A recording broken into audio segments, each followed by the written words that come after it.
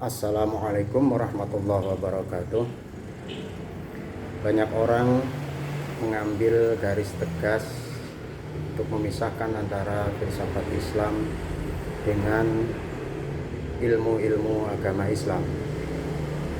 Hal ini tentu harus dipertanyakan ulang, apakah betul filsafat Islam terpisah dari ilmu-ilmu agama Islam, dengan asumsi bahwa ilmu-ilmu agama Islam seperti teologi, kemudian tasawuf, fikih, usul fikih dan seterusnya diambil langsung dari sumber pokok ajaran Islam yaitu Al-Quran dan Hadis, sementara akal itu dihasilkan dari sebuah proses berpikir atau produk akal murni. Di dalam pembahasan ini saya ingin membuktikan bahwa filsafat Islam sebenarnya memiliki korelasi dan hubungan dengan beberapa ilmu agama Islam yang diklaim sebagai produk yang digali dari sumber pokok ajaran agama Islam. Yang pertama, misalkan kita melihat tentang ilmu kalam atau teologi.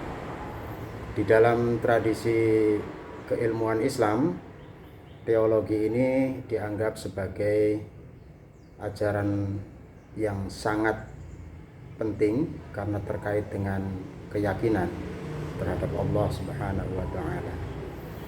Jika kita telusuri di dalam filsafat Islam atau filsafat secara umum,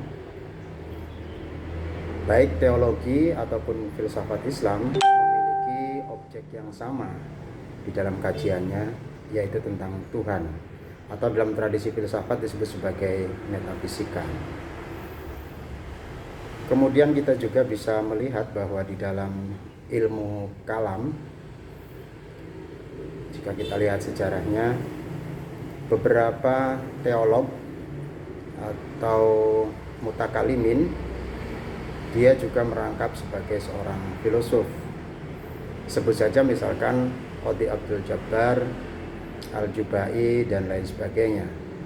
Orang-orang dari kelompok Mu'tazilah hampir dipastikan para mutakalimin ini adalah sekaligus sebagai para filosof. Mengapa demikian? Karena ada titik persamaan antara teologi atau ilmu kalam dengan filsafat, yaitu mereka berbicara tentang Tuhan.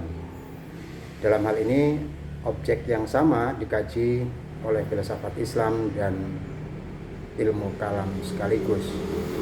Ini artinya bahwa ada persinggungan menurut saya antara ilmu kalam sebagai bagian dari ilmu agama Islam dengan filsafat Islam. Kemudian perlu diingat pula bahwa di awal-awal kemunculan ilmu kalam, para mutakalimin atau para teolog ini mendapat tantangan dari para teolog Nasrani dan Yahudi untuk membuktikan tentang ketuhanan mereka. Konsep ketuhanan di dalam agama Islam yang banyak bertumpu kepada dogma dari ajaran pokok agama Islam yaitu Quran dan Hadis mendapat tantangan dari para teolog Nasrani dan Yahudi yang lebih bertumpu kepada filsafat.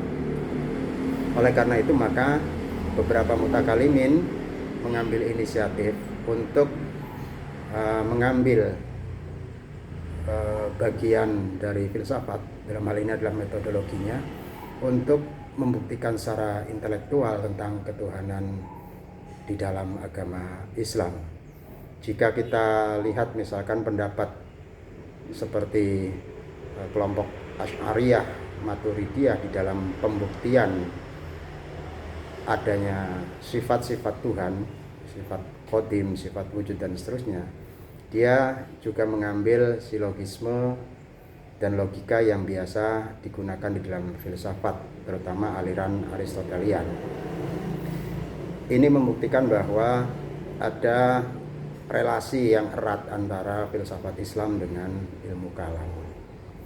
Yang kedua, misalkan ilmu tasawuf. Orang seringkali salah dalam menilai pendapat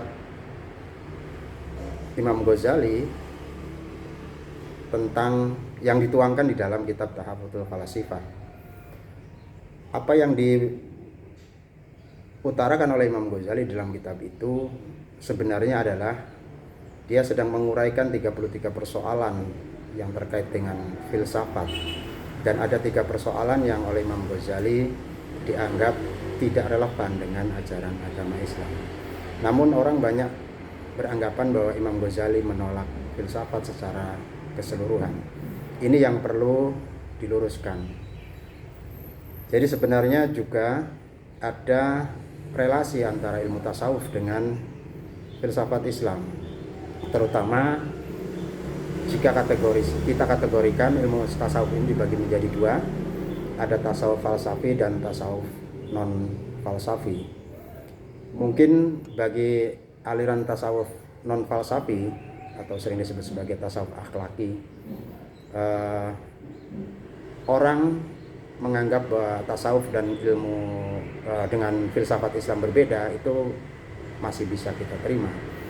Tapi jika kita melihat tasawuf falsafi, maka pengaruh dari filsafat di dalam tasawuf ini sangat terlihat.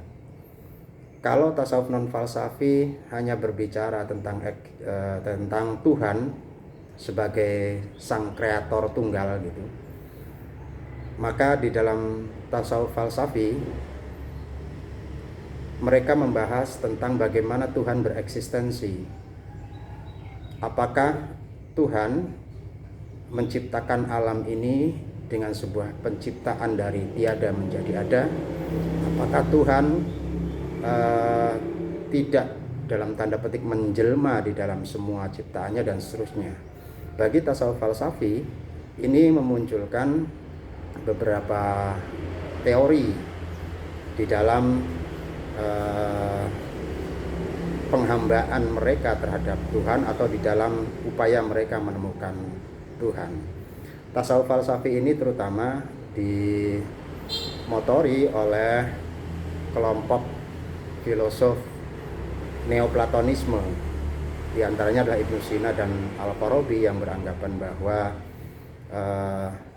alam semesta ini wujud karena pancaran dari sinar Tuhan, seperti yang sudah saya bahas di dalam video sebelumnya. Karena alam semesta termasuk manusia adalah pancaran dari sinar Tuhan, maka kemungkinan bahwa Tuhan bisa menempat atau berada di dalam semua makhluk ciptaannya itu adalah sesuatu yang mungkin. Atau kemungkinan bahwa makhluk bisa menyatu dengan Tuhan, itu juga adalah sesuatu yang masuk akal menurut para filosof Neoplatonisme. Oleh karena itu, di dalam tasawuf falsafi ini, selain ada teori al-hulul atau bertempatnya Tuhan di dalam diri makhluk ciptaannya, terutama manusia, juga ada teori wahdatul wujud, yaitu menyatunya manusia atau hamba dengan Tuhan. Proses ini kemudian lebih diperdalam lagi oleh argumen-argumen filosofis yang mengatakan bahwa di dalam diri manusia ada 2 posisi, yaitu dia di satu sisi menempati alam nasut atau alam kemanusiaannya sebagai makhluk ciptaan Tuhan, tetapi di sisi yang lain dia juga berada di alam lahut atau alam ketuhanan mereka. Maka ketika manusia mampu meninggalkan alam nasut, alam kemanusiaannya, maka dia bisa masuk ke dalam alam lahut dan menyatu dengan Tuhannya. Inilah yang dibawa oleh para sufi seperti Al-Hallaj dan juga Ibnu Arabi tentang bagaimana pertemuan atau perjumpaan makhluk dengan Tuhannya bahkan bisa menyatu. Karena pada dasarnya Tuhanlah yang hakiki, sementara manusia dan segala alam semesta ini hanyalah bayangan dari hakikat Tuhan itu sendiri, atau teori pancaran seperti yang sudah di dalam video sebelumnya saya jelaskan. Kemudian kalau kita melihat juga yang ketiga, ilmu fikih misalkan, apakah ilmu fikih benar-benar terlepas dari pengaruh filsafat Islam? Tentu tidak. Fikih yang sering dianggap sebagai syariat atau hukum-hukum Islam memang tidak bersentuhan langsung dengan filsafat Islam.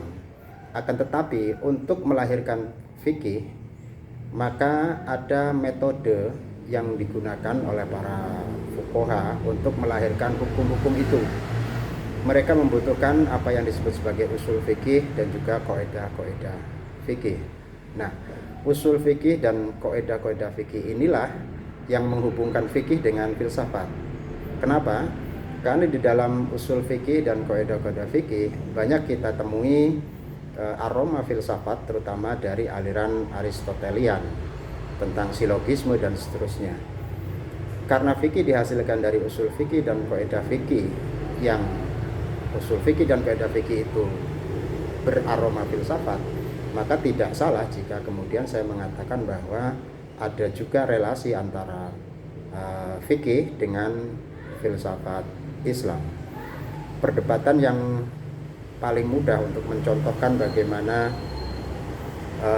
usul fikih kemudian kaidah fikih yang melahirkan fikih itu berrelasi dengan filsafat, misalkan ketika Imam Syafi'i bersikukuh dengan kaidah al-hukmu bi'umumil lafzi, al-ibrah bi'umumil lafzi la bi khusus sabab. Sementara Imam Abu Hanifah mengatakan al-ibrah bi khususis sabab la bi umumil lafzi. Ini jika dibaca dari sisi filsafat, sebenarnya mereka sedang memperdebatkan tentang induksi dan deduksi, yang itu adalah bagian dari tradisi filsafat. Metode induksi dan deduksi lahir dari filsafat, terutama dari kelompok Aristotelian.